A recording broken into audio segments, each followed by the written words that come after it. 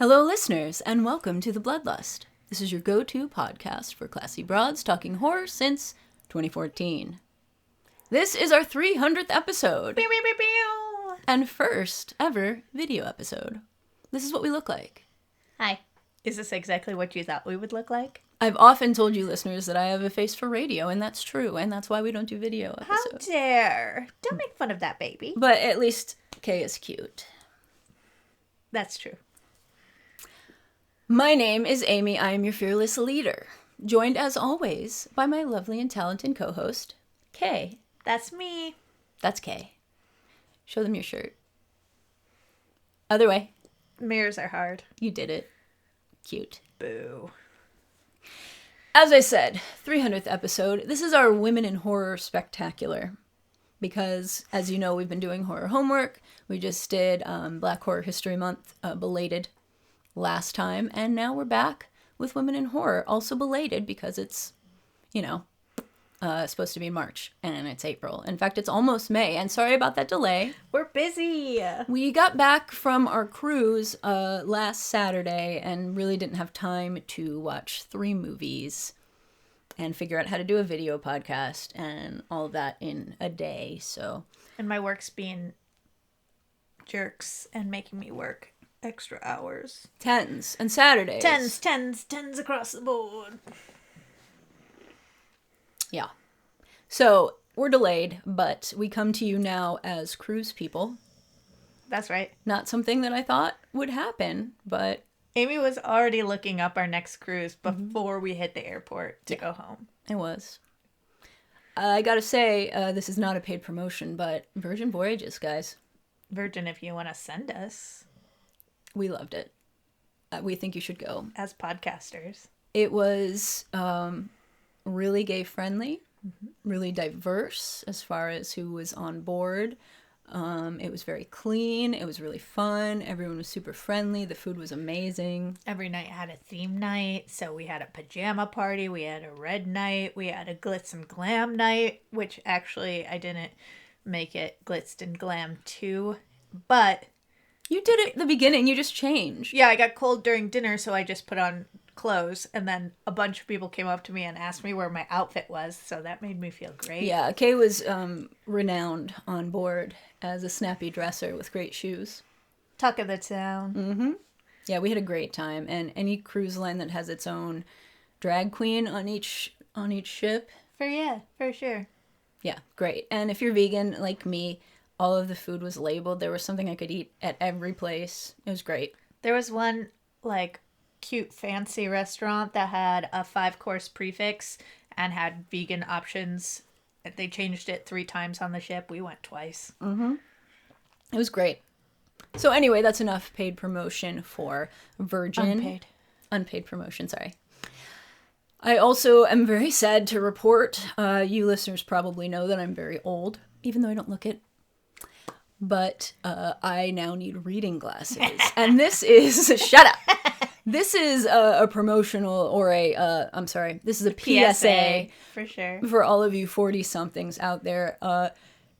You might need glasses overnight. Like, on a Monday, you might not need them, and then on a Tuesday, you might. I thought that I had put my contacts in the wrong eyes or something.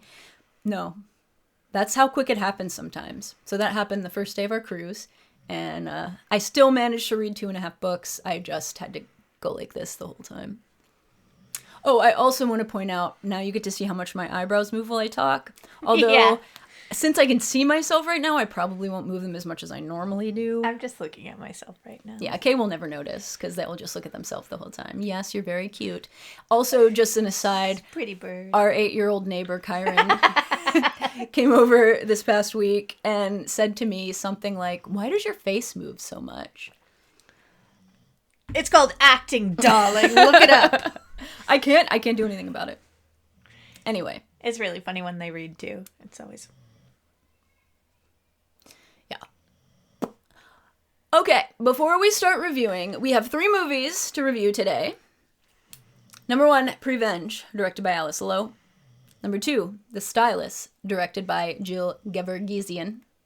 I did look up how to pronounce her name. Finally. Yeah.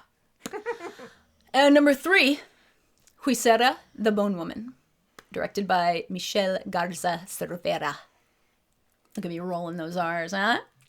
But first, we have a few questions sent in by friend of the pod, listener Queen Kazma. Thank you very much for that. And we're going to do our best to answer some of them. Or all of them, we'll see. So, first, they asked to pick a top movie from each 100 episodes, since we're on 300. So, from episode 1 to 100, you know how that works. So I went back through all of our episodes, which took kind of a while. Dedication. Yeah. And we're going to go from the most recent, so from episodes 200 to now. Some of my favorites have been, and I didn't include any movie that we reviewed late, you know. So if it didn't come out during this time, I didn't include it. Because we've gone back and done like Jaws and the Texas Chainsaw Massacre and stuff. And I see what you're saying. I cannot count those in good conscience. Good faith. Yeah. So, I think out of the past 100, my top 3 are The Substance, When Evil Lurks, and Nope. And I want to point out I'm wearing a Nope shirt right now. Gordy's home. See it? It's cool, right? Anyway, so out of those, I believe I would pick The Substance as my favorite. Then from episodes 200 to 100, there was quite a few that were great. St. Maud, His House, The Lighthouse, although I don't know that I consider that horror, it's still such a good movie. Midsummer, Possum, which was weird and creepy and ridiculous, Annihilation, Suspiria. It was a good while for horror. But I think I'm going to pick Hereditary out of that group. Just because seeing that for the first time was so shocking and so wild, and I laughed so much. I really liked it. So I'm going to say Hereditary for those. And then from 0 to 100, there was a lot of good ones there, too. Thelma, the Joachim Trier movie, before he started being hugely lauded and making things like Sentimental Value and The Worst Person in the World. He made Thelma, which was a cool, like, what do you call it? Telekinetic girl lesbian movie. So, not Anne Louise. No. Sin Louise. Also, The Eyes of My Mother, which I'm going to talk about later in relation to one of the movies we reviewed. Also, What We Do in the Shadows, one of the few horror comedies that's really good. A Girl Walks Home Alone at Night, super stylish vampire movie. Also, It Follows. Also, Housebound, another great horror comedy. But I'm going to pick 2 for this because I cannot choose between them. I'm not good at doing things on camera. So the 2 I'm going to do are probably not surprising if you've listened at all. The Babadook and The Witch. And I didn't go back and do any of that, but I'll stand by The Babadook because we just rewatched it and it slaps. It sure does. You're not wrong. So that is what I think. The Witch and The Babadook kind of tied Hereditary and The Substance. Next. Anything you hope to change or try for the podcast by episode 400? I would say maybe more video. People seem to like it. And probably better quality video since I don't really know what I'm doing yet. This one might be perfect. It might be. It just might be perfect. We'll see. Since I don't have any editing software anymore and I'm going to use whatever YouTube has, we'll see how that goes. Oh, something that you hope to change in the world, change in the world of horror. I'd like to do away with the cracky poppy thing. The weird neck twitching. That drives me crazy. I would like to see more stories by women, more stories by people of color, indigenous people. I would like to see more good horror series. More good horror novel adaptations. Housemaid's right up for you to watch. I would also like to see more indie horror in theaters. I don't really see a lot of good horror movies coming to theaters anymore, and I would like to see that happen more. Most anticipated film for 2026. Right now it's Hokum. I'm interested in the new Damien McCarthy movie starring Adam Scott, which is going to be our next movie, by the way. And I'm interested in The Devil Wears Prada, too. We'll be going to see that soon. We'll let you know. It has devil in the name, so it's horror. I'm pretty sure. Okay, what is your favorite dish to make?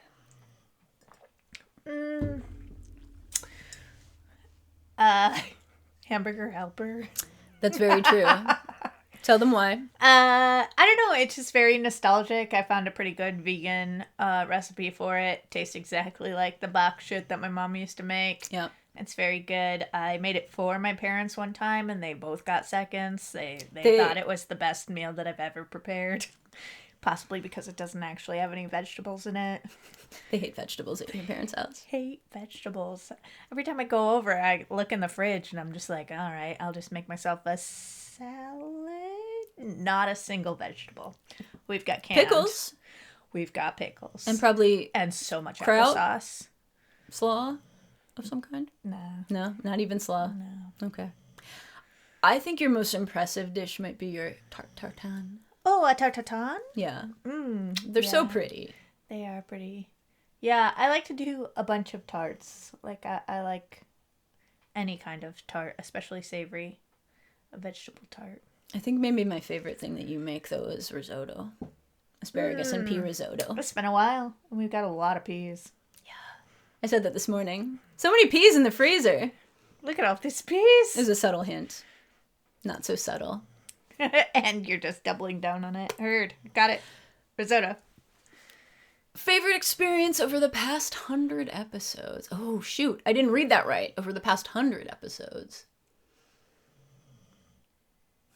I would say Kay co-hosting with me. I have a lot of fun with you. Gay. Sorry. Sorry about it. I love you. I can't help it. Oh, you just made it gayer. Yeah. Okay. You have $300,000. Which director do you give this money to? And what kind of horror movie do you tell them to make with it? I don't know directors. I know you don't. I mean, I think I would give it to Jennifer Kent and beg her to make another horror movie. Jennifer Kent made The Babadook. Oh, okay. Stay on theme. I don't believe her budget for The Babadook was much over that, but I'm not positive. So I would say maybe her. What about directors that don't normally make horror? You know what? I would maybe... I really love Peter Strickland, the guy who made Barbarian Sound Studio, the guy who made The Duke of Burgundy, that one about the dom sub ladies. Yeah. Yeah, okay. I might give the money to Peter Strickland. I love his style. He hasn't made, to me, like a straight horror movie. I would try and stipulate to him that I want to get scared by it. Because I love the way they look. I love the performances. The scores are amazing. Just try and creep me out more. I'm really feeling the fact that I was not in a professional job during COVID because I don't really know how to do this. What do you mean? I feel like everyone else has had a good amount of time to learn how to do the Skype calls and shit. And I was a server, so we weren't doing this. You just gotta do the same thing we do when we podcast. No, I'm just looking at myself like a pretty bird. Well, yeah, that happens. You're gonna get distracted by seeing how cute you are. Yeah. Finally, when can we expect you as guest judges on RuPaul's Drag Race or Dragula? Bless you for asking. Bless your heart. I really wish. My question for you, what do you think about the winner of season 18? Who was it? Mikey Meeks. Oh, I know. Just kidding. I know. You knew. I picked Mikey so far ahead of time. I just bebop in and out of the drag race episodes, you see. Mikey was my pick. I think she should have won Snatch Game, not Nene. However, I think Nene did better in the finale than Mikey. I think her performance of her like original song was the best by far, and I think she won the lip sync. But I get it, she's not the most charismatic of the three. But yeah, God, I'd love it. I started watching Drag Race France All-Stars this past week, and UK and France are my favorites, and I was really excited to see that France has an All-Stars, so I'm psyched about it. And Nikki Doll is the best host, and I won't be taking any questions further on that. The floor is not open for questions. That's correct. Yeah. All right, without further ado, let us get down to the movies at hand. First up, Prevenge. You want to do the stats? No. Okay. Thank I'll you. do them. Prevenge. None of these movies were rated by the MPAA, by the way. I mean, probably because two of them are foreign. The Motion Picture Association of America. Association of America. Probably because two of them are foreign, but also because women written directed movies don't get as much promotion and publicity, and so of course they were not wide releases, these movies. That just reminds me of Suffs again. Yeah. And all three of these movies are the directorial debuts of their writer-directors, by the by. The first one, chronologically, Prevenge, rated TVMA. The runtime is 1 hour and 28 minutes. It was written and directed by Alice Lowe. It stars Alice Lowe while she was 8 months pregnant, Dan Renton Skinner, and Joe Hartley. It premiered at the Venice Film Festival September 1st of 2016. It was released in the US only on streaming March 24th of 2017. On Rotten Tomatoes, it is 92% fresh with critics and 53% fresh with the audience. How dare. I know, I don't really... I liked it. Yeah, me too. This movie is about a widow. She has recently lost her husband. Her name is Ruth. She is 7 months pregnant, and she is being persuaded by her unborn child to exact revenge on the people that she thinks are responsible for the accident that killed her husband. That is the setup. The baby talks to her. It is Alice Lowe's voice, but a little cartoony version of it. I love the baby talking. Me too. And the baby has some good lines, also. I put some lines in, yeah. Good. Alice Lowe you might know from Garth Marenghi's Dark Place. You might know her from The Mighty Boosh, so British comedy. You might have seen her in the movie Hot Fuzz. She also co-wrote the horror comedy Sightseers, which I didn't actually love. But whatever. I won't tell her. Yeah, don't. So she's mostly known for comedy. She made some shorts before this, but nothing full length, like I said. She was pregnant while making this. She came up with the premise because she was not getting any parts because people wouldn't hire her because... Just I mean, do mainly... it my damn self. It was a continuity thing, I think. They didn't want to hire her because they'd have to, deal with her tummy growing and shrinking. But it made her frustrated. She wrote this. The movie was filmed in 11 days. The baby in the movie that is eventually delivered was her actual baby 10 days after she was born. I found that she actually has made another movie, this movie Time Stalker, which has been advertised to me, and I didn't realize it was her, which is available on streaming. That came out in 2024. So I'm excited to watch that because it sounds pretty cool. What did we think about Prevenge? I don't know. I'm so sorry. I tried to touch screen your... It didn't work like that. No.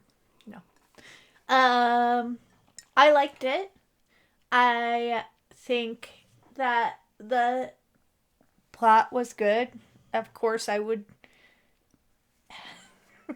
listen to a baby that's talking to me from inside of the womb. Like, Sure. You're the master now, my guy. Yeah. Yeah, whatever. Also, my husband wouldn't be on a rock climbing trip. The end. While I was pregnant. Yeah. Nah. No.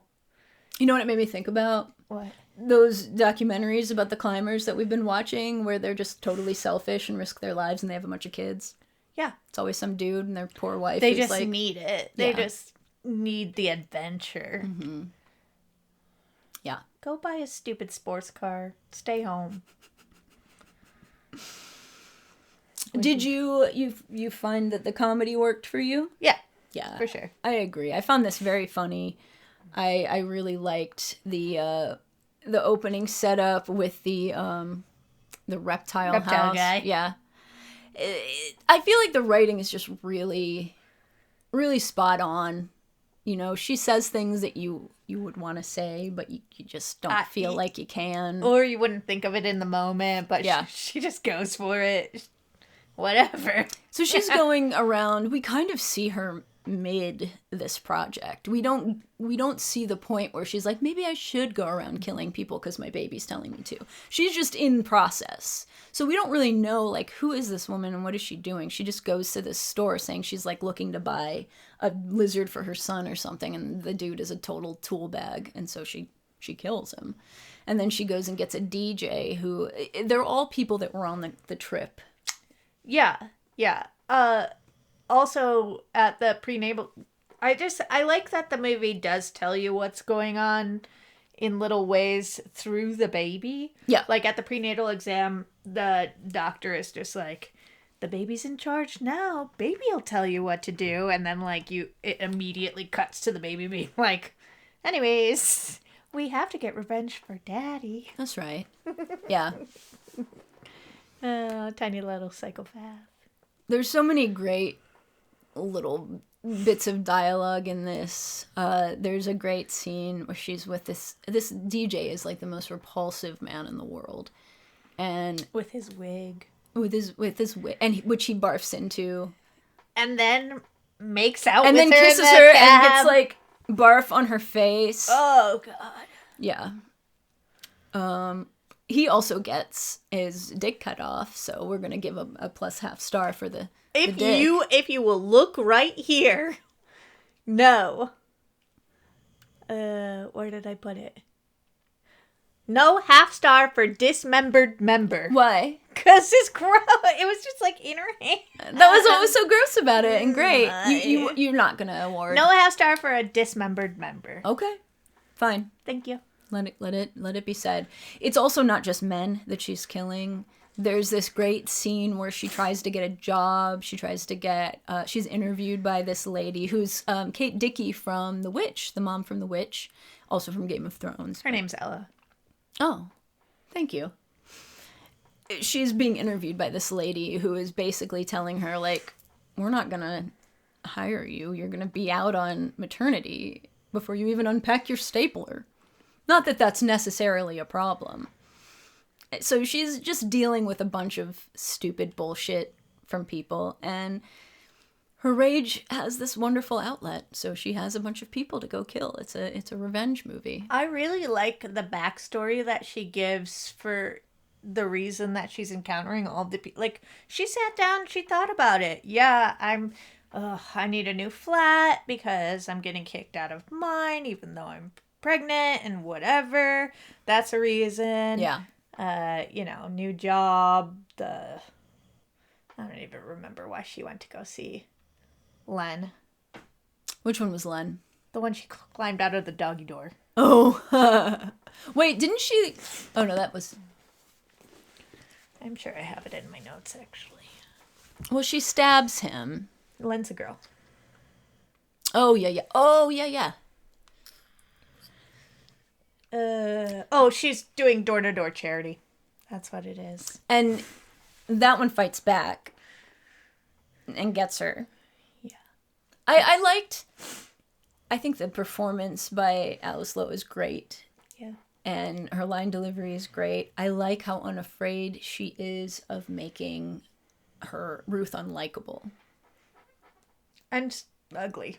And just doing it. And filled with rage. Like, Yeah. I liked how she kept watching that movie with, like, the Furies in it and kind of, like, imitating them. And the last shot of the movie is her kind of imitating them, which is cool. So, we're going to have to spoil these two. I think that this movie is maybe a little bit better in the first half than it is in the second. It loses a little bit of momentum, but I really enjoy it overall. I think that I like the moment where she actually does have a connection with one of the people. He's not actually, he's like collateral damage. Yeah, there's no reason that she has to be mad at him or kill him except for the fact that she just watched him kill his roommate. He just watched her kill. Yeah. Oh, right. Yeah. But he was like so sweet. He was making her dinner. Well, why don't you just stay since you're already here? Yeah. But it showed that, she's obviously disturbed. It's not like there was a chance for her to be able to have a normal life with some guy she has chemistry with. Sometimes you have to cut the cord. I understand that now. That's what she says to the baby, and she kisses him, and then she goes off to kill the last one, Thomas, who wouldn't give her rock climbing lessons because she was pregnant. Too much of a liability. So That's she right. had to go back and get him a second time. So yeah, she tries to go after him and ends up going into labor and has to get an emergency C-section. And then I think he was the one that actually cut the cord, the rope that killed her husband too. Yes. He was the main one. Yeah, it comes out that like they needed to cut the cord so that the rest of them could survive or whatever. But he also tells her at the club before she goes into labor that her husband was planning on leaving her and told him that on the climbing trip. Why did you have to say that, Thomas? Yeah. So He's already dead. right. Why would you do that to her? Well, probably because she was trying to kill him. He was trying to be like sympathetic to her in that moment. Oh. Wasn't he? It was some bullshit.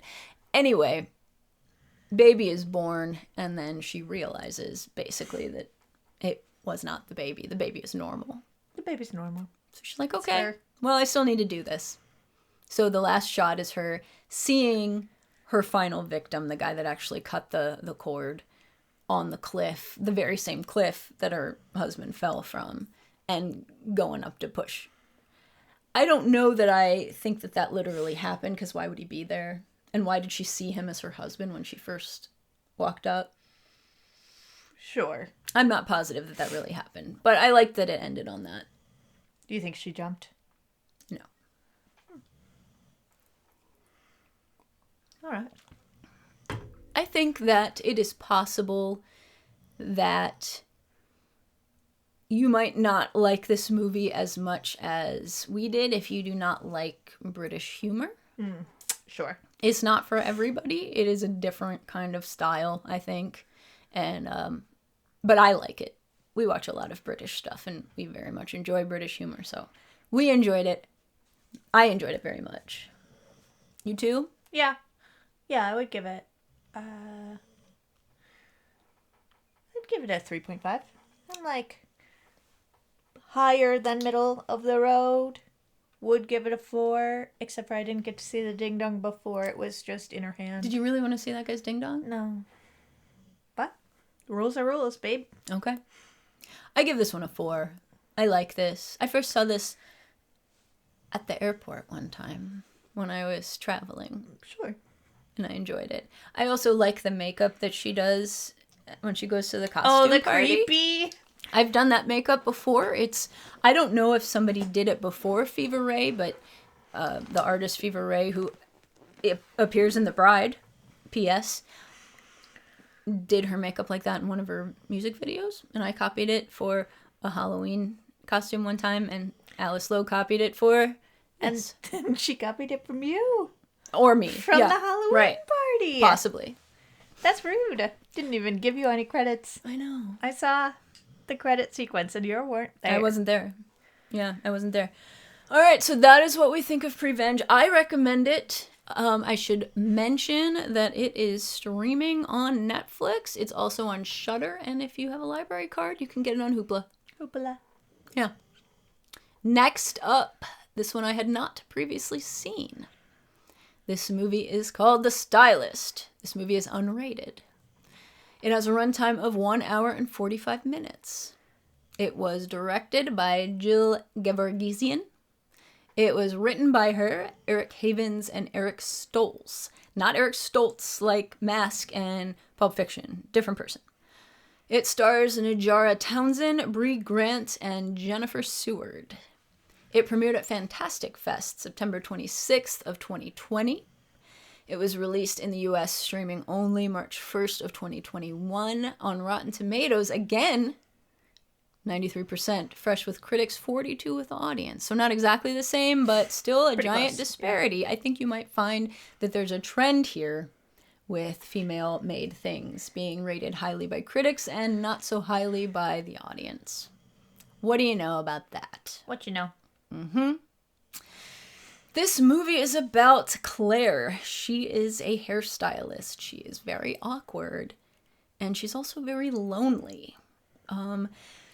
Occasionally, she scalps her clients and then keeps their wigs that she makes from them in this basement dungeon room. So that's her hobby. So everyone needs a hobby. Yeah.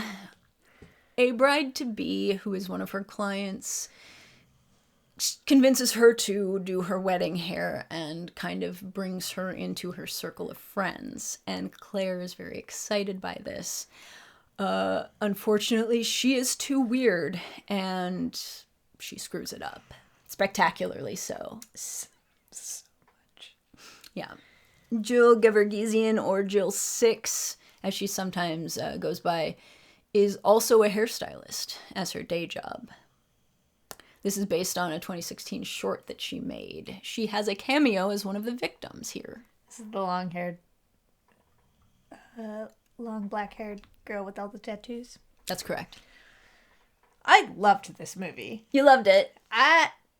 It's a 4.5 for me. Really? It would be a perfect 5 if I understood a little bit more of, like, why. Why is she so weird?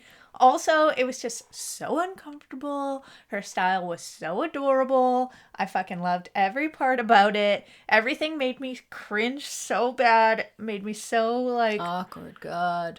So awkward. It was like my heart was racing. But then they did these, like, montages of, like, her playing with the hair and the scalp and, like, what's ASR for? ASMR?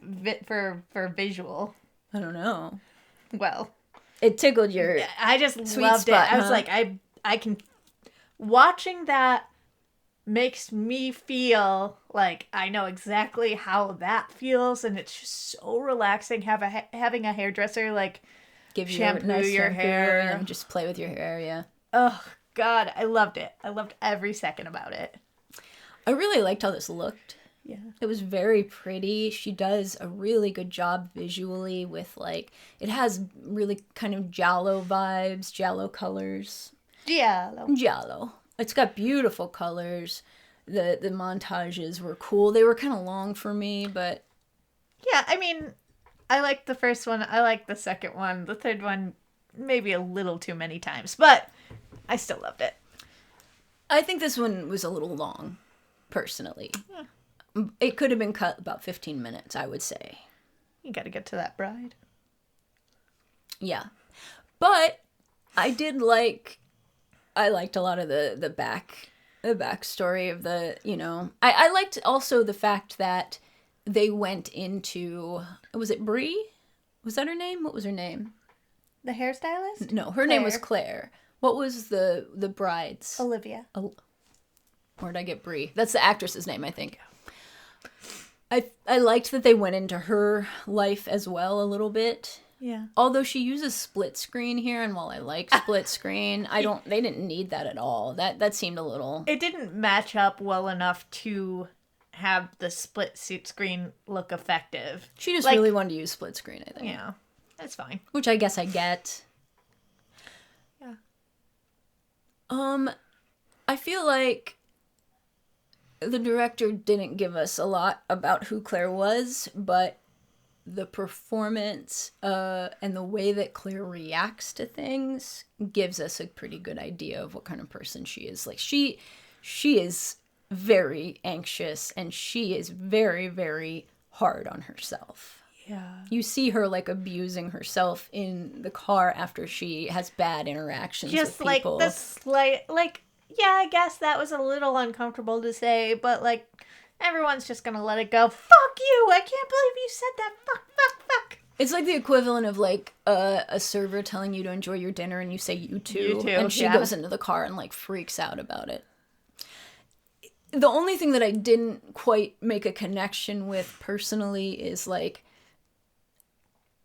how does that transition into wearing someone's hair? I guess she wants to, like, step into Their lives. and pretend that she's them instead of her, I guess. I think she looked the best in the first scalping. Yes. The little short, like real dark bob. That character, or that actress, generally I think most people look good as redheads, but she... I think she looked fine as a redhead. Yeah, but she looked way better as a brunette. Yeah, I did not like her as a blonde at all. No. And we know because we got to see her in all of these different hairstyles. All of these different scalps. I like that they used, I mean, obviously they made her a stylist because Jill Gevargizian is a stylist, but I like that idea because people really do get into, like, weird kind of parasocial relationships at the salon. Like, you do talk to your stylist and tell them crazy things. Like, I used to work in a salon and I knew so much about those people. Yeah, I do the same thing with our stylist, and I know you do too, because I always go right after you, and she'll just bring up something that you said 15 minutes before. Right. And that's just getting our hair cut. Like, right. Let alone sitting in there for hours. Coloring. Yeah, right. Yeah. So I think that's a good medium or a good profession to kind of illustrate this. I think this movie belongs in the pantheon of, like, weird, isolated loner killers. Like May, that movie May, about the girl that made people out of parts. Yeah. You know, Maniac with Elijah Wood. Maybe even the original, but I never saw it. The Eyes of My Mother, which I mentioned earlier. Pearl is another great example. And you know I love Pearl, so I'm just... Yeah. The weird loner killers. Weird, disaffected, awkward. Yeah, I just love it. And Peeping Tom, to take it back to, like, 1960. I think this one, compared to those, is not quite as good to me. I think the writing and the performances are not quite up to the same caliber. But this is a very low-budget movie. Yeah, I liked it a lot. I think that it had such a fun sense of play. Like, it's just like, why are you keeping their hair? I don't care. I'm just kidding. I don't care. Remember when she killed the Dawn, the coffee shop? Just because she was mad because those people talked about her. Yeah, but also, like, and then that's the only one that we saw her actually, like, clean up after. She barely cleaned up. How did she dismember that body in a coffee shop? Espresso cup? Did you cut it up with an espresso cup? With the thing that you get the foam off the top with. Yeah, they don't show anything about what she's doing with these bodies. And them finding them at all. Or honestly, if they're actually dead. Because Dawn did wake up when she, like, missed and went down into her eyeball. Yeah, because she basically just drugs them and then scalps them and then leaves them to bleed to death. Yeah. In this movie and in Prevenge, they really just act like there's no big deal. There's no consequences. No one's coming for deal. them. They just they ignore that part. Which, honestly, I'm okay with that. Yeah, I mean, the only time that she almost got caught was with that surveillance video. After Also, when she was, like, masturbating in the... But that's not caught by, like, the grand authorities. No, the people almost. That was caught in the house masturbating wearing Olivia's freaking... Nighty. Yeah. Using her vibrator. That's right. I also really like that they did that because, I mean, as much true crime as we watch, serial killers often break into people's houses and steal their things or just go through their things. That's a big big MO for them. Yeah. So the fact that she actually had her doing that tracked to me. I really thought she was going to put on the wedding dress So did that time. But I'll take nighty and masturbation. Sure. I'll take it. Any day. Any day. Points for not killing the dog. Yeah. Points for having a dog and not killing her. That was the director's dog. If I made a movie, I would also put my dog in it. Also... Oh, sorry. Go ahead. I was just going to say that the voiceovers were not great. Half the time we couldn't hear. Yeah, the sound mixing wasn't very good. There was also, I felt like the score was a little bit weird. There were some moments where I felt like there should be some music, some backing, and it was just silent. And it felt odd, like they almost forgot in that moment, because I couldn't think of a real reason why. And why did they have that weird mashup for Here Comes the Bride? Oh, yeah, that, I guess just to make it feel more off-kilter. It was weird. Yeah. I found it awkward and it made me anxious too. The next movie did the same thing for me a lot. I think her self-loathing and her awkwardness was just really hard to watch sometimes. More so than the gore. I loved it. I think we predicted the ending pretty easily. Oh, yeah. And pretty early. But it was fun to see it happen. Yeah, it was fun to see it happen. And I think it has a really nice climax. I think the climax is really well done. I will say, the fact that she was excited about that wedding hair. That's in my notes too. Like, that wedding hair? She loved it so much. What they did was just like a loose curls that she didn't even break up. I mean, they're curling iron curls. And put a little bit in the back. Which her veil completely covers. Yeah. She needed like 3 to 4 bundles added to that to make it look like wedding hair. It was so flat. It had a center part, and it was just a center part. I ask you. So this the day of your wedding. I don't get that exactly, being that Jill Six is a stylist. Maybe she don't do a lot of wedding hair though. Well, neither did this stylist. No, that's true. That's true. What do Are you trying to talk me out of a 4.5? Okay. No. Down to a 4. No, I'm not trying to talk you out of anything. I give this a 3.5. I like it. I recommend it. It's a little long. It's a lot uncomfortable. It's very uncomfortable. It looks really nice. And like you said, it bears repeating. The costuming is really good. It's so cute. Yeah. And I loved watching her with the stupid scalps on. For some reason, she cuts it, like, way down the forehead. Yeah. So that there's, like, a defined bloodline. When she puts on... Also, she, like, never wears a bald head... or a bald cap, yeah. Skull thing. And she barely... She'll put her hair up with, like, 2 bobby pins. So it falls immediately down. Yeah. What is she doing? So, what are you rating it? Okay, 4. A 4. I'm giving this one a 3.5. This one we had to rent, but... Oh, no, actually we didn't. I got a free trial to Screambox, so you can do the same if you like. It is on there, or you can rent it. I think YouTube has it for $2.99. All right. Number 3. The most recent, the only subtitled film in the bunch. Huesera, the Bone Woman. This movie also not rated. It has a runtime of 1 hour and 37 minutes. It was directed by Michelle Garza Cervera. It was written by her and Abia Castillo. It stars Natalia Solian, Alfonso Dosal, and Mayra Bataya. It premiered at the Tribeca Film Festival June 9th of 2022.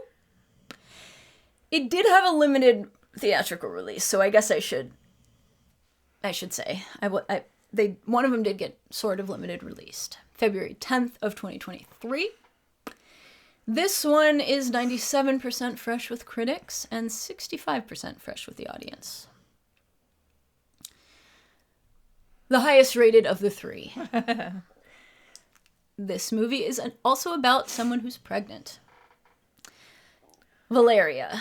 She and her husband Raul have been trying to conceive and are delighted to find out that they have succeeded.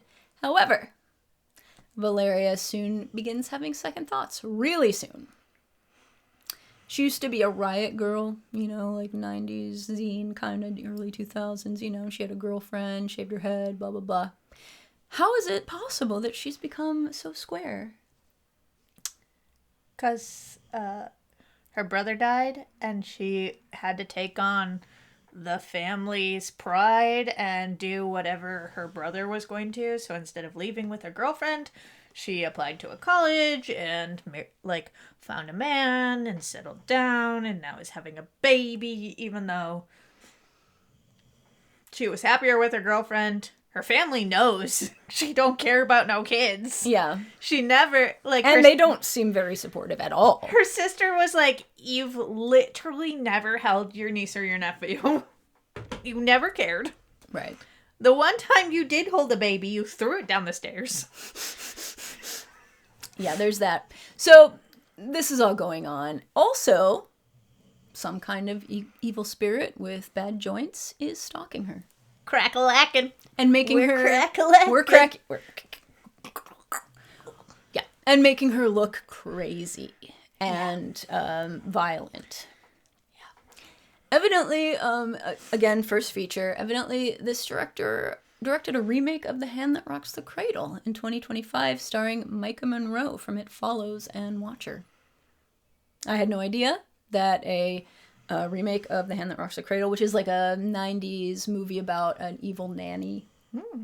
Okay. I had no idea that that came out. I'm mildly interested now. Yeah. So, our second movie about pregnancy. I don't find that surprising. Pregnancy is scary and body horror.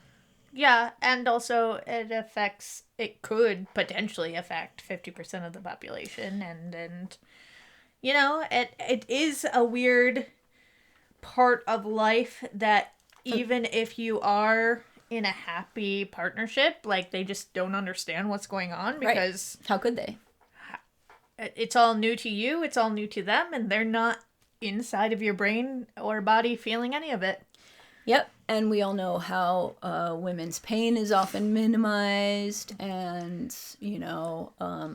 If you already have people being like, your hormones are making you crazy when you're not pregnant, then when all those extra hormones are driving you through, it is kind of making you a little crazy. Sure, just like Prevenge showed us, and just like this shows us. And also, not only do you have the physical problems going on with your body, but you also have the fact that people treat you differently, as is evidenced in both of these movies.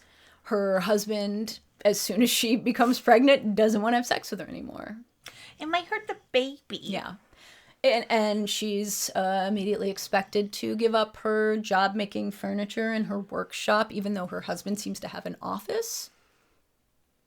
Why does he get to keep his office? He's talking about... The doctor was talking about the chemicals. They did show her in an N95. There are better masks that you can buy in spaces that... And there's also less harsh chemicals. Right. There's things that she could have done to keep her job. Also, she was making that kind of like... What do you call that? The woven kind of... Yeah. Is it rattan? Is that what that is? I think that rattan has to be with like that... Like... bamboo-y, wickery material. This was definitely plastic. But, yeah, she could have kept doing that. Right. Yeah. Also, like, every time she tried to say something about, like, what she's seeing, everyone's just like, that's just pregnancy, baby. You're just pregnant. It was so infuriating. Right. Right. I think that the performances are good here. What did you think about this one? I really, really liked this one, too. Did you? Yeah. I thought that it was very frustrating that you know, she sees something and can't show it to her husband, whether it is real or not real. That's not really the point. Like, even if she is hallucinating these things, something we need to look into Support anyways. her. Right. I agree. I think that her husband is the worst. The worst. And her family is the worst, except for her lesbian aunt, who is the only person that helps her. Yes, well, her Tia. lesbian aunt and her girlfriend are the ones that help her. But they're almost like cartoonishly shitty. So I think maybe just a little bit too cartoonishly bad. Yeah, they tipped their...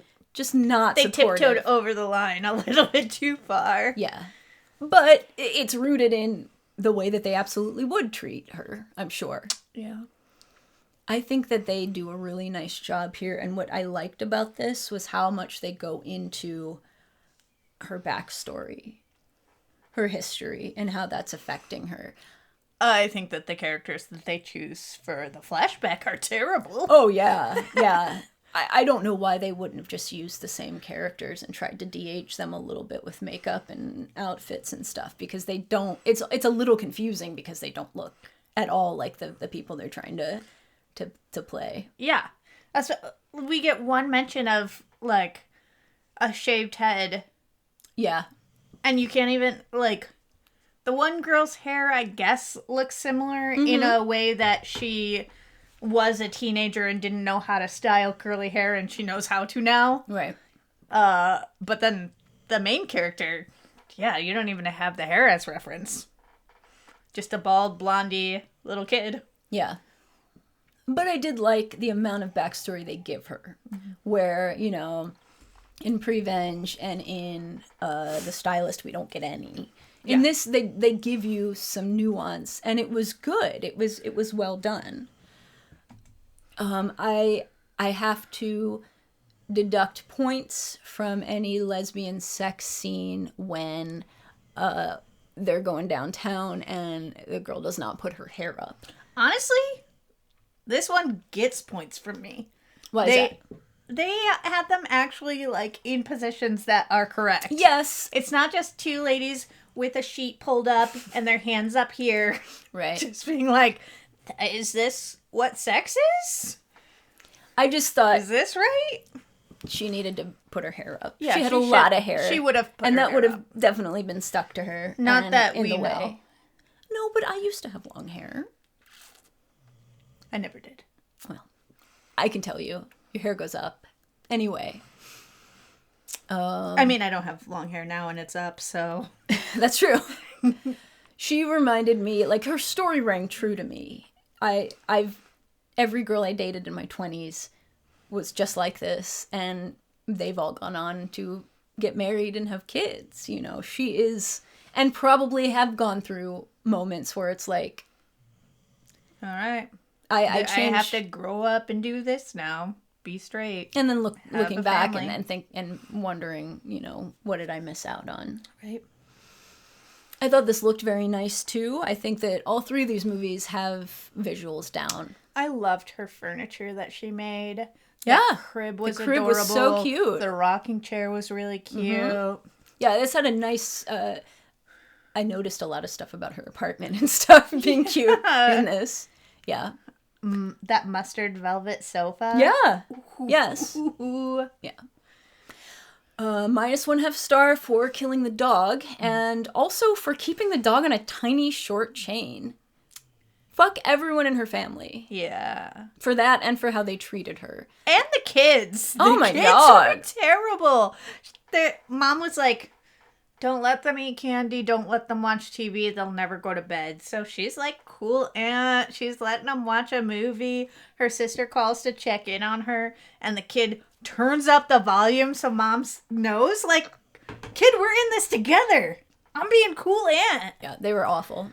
They were awful. Terrible. This is one of those movies, like The Stylist, but even more so, I think, where it's just like, she keeps doing things that make her look worse and worse and worse because of these hallucinations or this spirit, you know, or whatever. But what is she supposed to do? Just, like, assume that it's in her head and let the whatever that's breaking into the house just stay in the house? I guess. It never actually does anything. Well, it does. It puts the baby in the fridge. That was funny. It set the crib on fire. Oh, yeah. Okay. The baby was in the fridge. I liked that part. Where the fuck is that baby? Cold in the fridge. Right. I think this is very honest about the worries that you have when you're pregnant. I don't know for sure, but that's what it seems like. I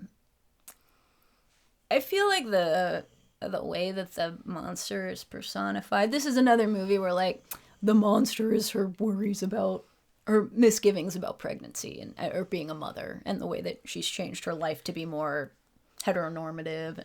And the monster is herself without a butt crack. Yeah. Which is also scary. Also scary, yeah. Because how would you go potty? Real mothers don't.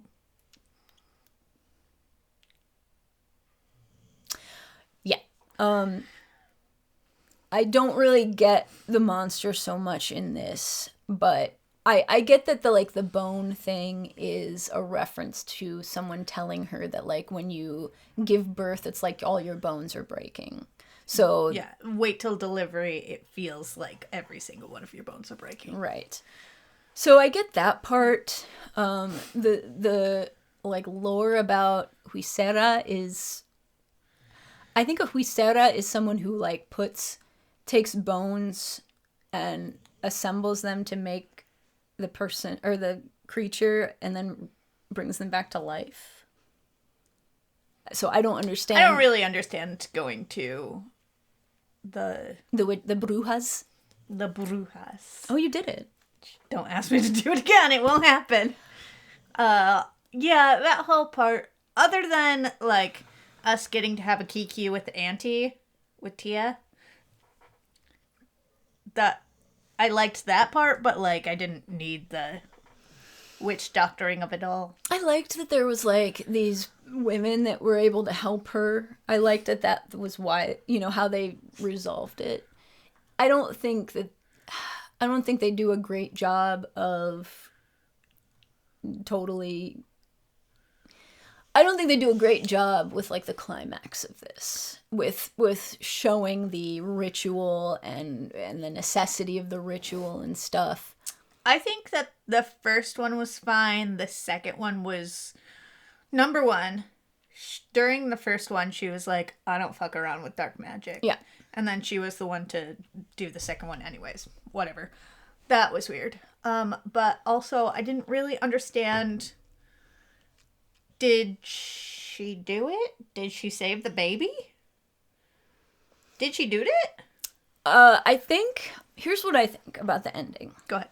I think that the ritual was to show her that this entity that was plaguing her was her. Right. The call's coming from inside of the house. It's revealed that the woman that she keeps seeing with the blurry face and the no butt crack is her face. Yeah. So I think that what the ritual showed her was that the threat to her child is her. So at the end of the movie, she leaves her kid with Raul and yeah, goes but off. why then the blanket became her? Remember, she was holding the blanket, and then all of a sudden it was a big blanket that we crocheted real quick, and then it was a big blanket, and she was under the blanket, and then she set on fire in the blanket. What the fuck was that? I think she was destroying that part of herself. I need a tissue. Okay. Pause. Okay. I don't know how to pause. We're just gonna wait. I'll cut it out. Okay. Edit that out. I'll try.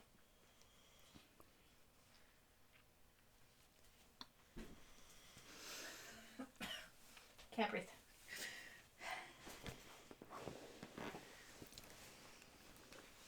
What are you rating this one? I like this one a lot too. All right, this one will get the 4.5 that I took away from the other one. That one will stay at 4, and this one will get a 4 or 5. Here's why I'm rating this a 3. Because... A 3? A 3. Because they killed the dog. Yeah. And also, wait, why else? Oh. Because of the cracky poppiness. I hate it.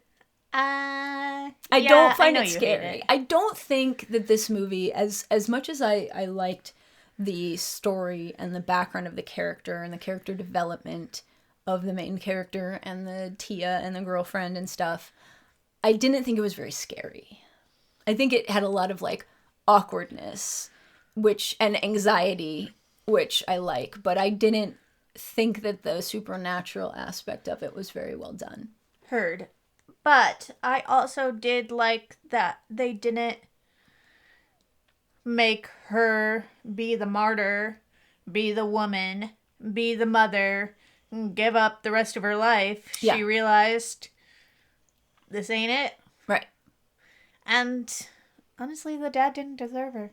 No, he did not. He's gonna love that baby. Yeah. He's gonna be fine. That baby's gonna be fine. She didn't have to stay. Yeah. I don't know. No, I have to give it a 3 because I hate the cracky poppiness so much. I can't help it. God, I would be so happy if I never saw that again in a movie. Remember when the neighbor fell on the ground and got 2 compound fractures and then lifted her face up? That was pretty good. And it was blurry? Yeah. Because it was her. Because it was her the whole time. You called it literally in that scene, which was the second scene of the movie. Well. So that is what we think about all of these movies. 3 for 3. Pretty good, huh? Let women do stuff. Let women do stuff. Thank you. I didn't say where this one was streaming, did I? Huisera, the Bone Woman, is on Shudder. Up your butt.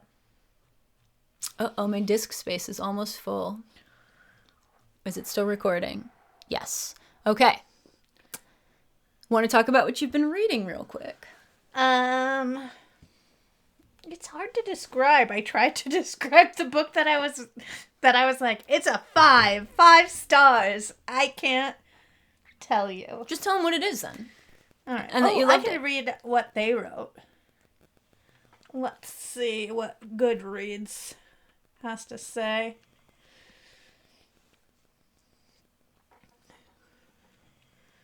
A Game for All the Family by Sophie Hannah. You thought you knew who you were. A stranger knows better. You left the city and a career that nearly destroyed you for a fresh start on the coast. But soon, after the move, your daughter starts to withdraw because her new best friend, George, is unfairly expelled from school. You beg the principal to reconsider, only to be told that George hasn't been expelled because there is, and was, no George. Who's lying? Who's real? Who's in danger? Who's in control? As you search for answers, the anonymous calls begin. A stranger who insists that you and she share a traumatic past and a guilty secret. And then the caller threatens your life. This is Justine's story. This is Justine's family. This is Justine's game. But it could be yours. A dazzling psychological thriller. Perfect for fans of The Girl on the Train and Gone Girl, which both I did like. Yeah. From the author whose work Tana French describes as like watching a nightmare come to life. You loved it. I loved it. It sounds weird. It's weird. And confusing. Yeah, and there's multiple times in the book that they said, you have all the information. You could figure it out. And I like that. I like when they neg me. Yeah. I usually don't know at that point. I have to go back. Which is why I read so slow. I read Annihilation again over vacation because I'm going to read the other 2 books in the trilogy. I loved it. It's great. For our next movie, we're going to be reviewing Hokum. Like I said, the new Damien McCarthy movie starring Adam Scott comes out in theaters May 1st. So watch it and join us back here next time. May the firth be with you. That's right. God, I'm so funny. And charming. And cute. Yeah. Listeners, we hope you've enjoyed seeing our faces and listening to us talk about some lady-made movies. We'd like to thank you for listening. Thank you for joining me. Oh, thanks for having me. Until next time. Oh, keep those cards and letters coming. Yeah. You know how to get in touch with us. I'm scared to go further because I'm running out of room on my computer from doing this video. So, we gotta go. yeah. We'll talk to you in 2 weeks when we review Hokum. Until then, I've been Amy. And I'm Kay. Thank you. Good night. Hail Satan. Praise him. Cheese. Cheese.